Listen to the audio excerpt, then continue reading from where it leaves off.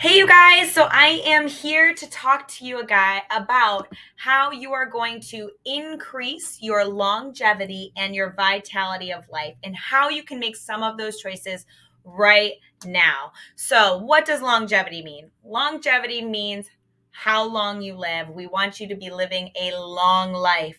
Vitality has to do with how you are living that life.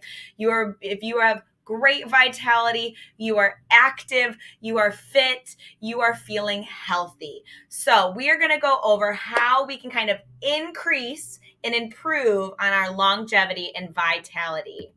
So, moving into this little continuum that we got going on. So, you might be somewhere on this scale between sickness and fitness. Now, sickness doesn't technically mean you have pneumonia or bronchitis, it means that you are not feeling your best self.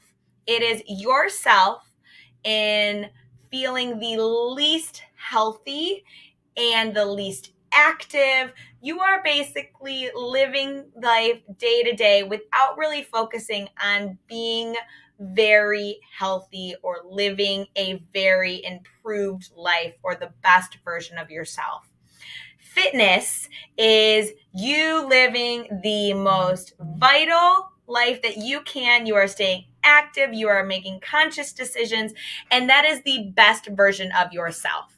And some of you are probably on some point on that arrow. Maybe, you pay attention, but you struggle with accountability. Maybe you should be doing something, but you have no idea where to start. Maybe you go to a gym, but you just need some direction or navigation. So that journey from you becoming your worst self to your best self is called your wellness journey. And that can incorporate everything from exercising, walking, playing with the kids, how you eat, how you sleep, how you move. Maybe you take certain supplements or medications to help with anxieties or diseases.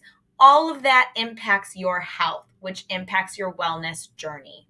So, how do you get from your worst self to your best self?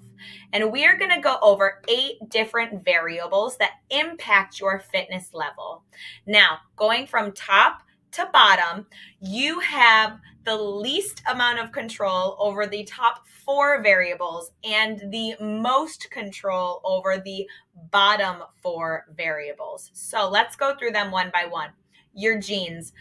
Most of you are born with what you got. And so, how you lose weight, how your body functions and operates are based on your genes. And oftentimes, you're just kind of born with them and you can't do anything about it. So, you have very little control over your genes. Diseases. Many of you have certain diseases or illnesses that you were born with or you developed at a very young age. And while you have learned to adapt and you have learned to work through that disease and that illness, that does place an impact on your fitness. But again, very small words today. It is very often very difficult to control those if that is something that you had developed early on. Accidents, car accidents, bike accidents. Maybe it was a freak accident with a sport. Whatever it was an accident. And again, you had very little control over that. How you recover from that accident, you do have control over, and how you take back your life, that is something that you can improve on. But very often, the actual accident itself, you did not want to happen. So you had very little control over that.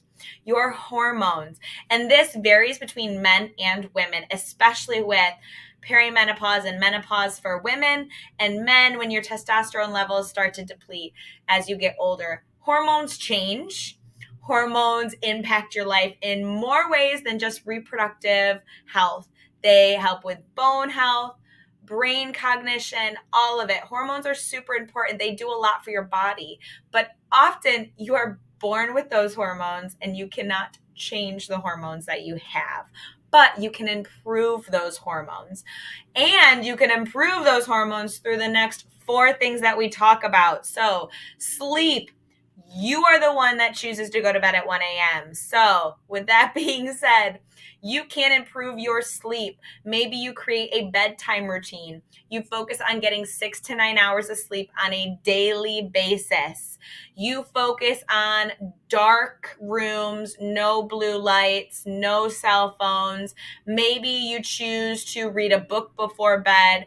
You turn down your air conditioner to 62 so your body is nice and chilly and cold and ready for sleep. Do you do anything to improve your sleep? Okay, eating. This is one probably 95% of you come to me and you're like, what do I need to eat? Or I know I'm eating healthy, but I'm not seeing a difference. Eating is huge, and nutrition plays a massive role on you achieving that best version of yourself. There are so many components related to nutrition, but for the sake of this video, I am only going to give you a few points. Focus on hydration and water. Focus on eating a balanced, well-rounded diet of different types of vegetables, fruits, proteins, carbohydrates throughout the day. And focusing on those foods being fresh. So no fast foods, limit the processed foods. Eating cake 4 times a day is probably not your best idea of a healthy version of yourself. So choose conscious decisions to fuel your body with the foods that it needs to recover and to function. Moving is as easy as parking the farthest parking spot at work and walking in. It can be playing with your kids. It can be getting up every hour out of your desk to go grab some water or go to the bathroom. Move more. Moving will help you live longer. It will increase your bone density. It will help with your flexibility and stability of your muscles and ligaments. The more you move, the more vital and the longer life you will live. Finally, managing time, another big one, because if you can't manage your time and you don't learn how to prioritize yourself and you don't make a selfish but conscious decision to make some of these changes in your life, you will never achieve the best version of yourself. So that's what I am here for. That is what your gym buddies are there for. That is what your family and friends and supporters are there for. We are here to help you learn how to manage your time so you can prioritize your health, you make yourself important, and you learn to become the best version of yourself, the fittest version of yourself. So all 8 of these variables do affect your fitness. Several of them you don't have control over. Several of them are probably some of the most important variables on that list that you do have control over. So take a look, become aware, reflect on your life, and see what small actions you can start taking today to start improving your health.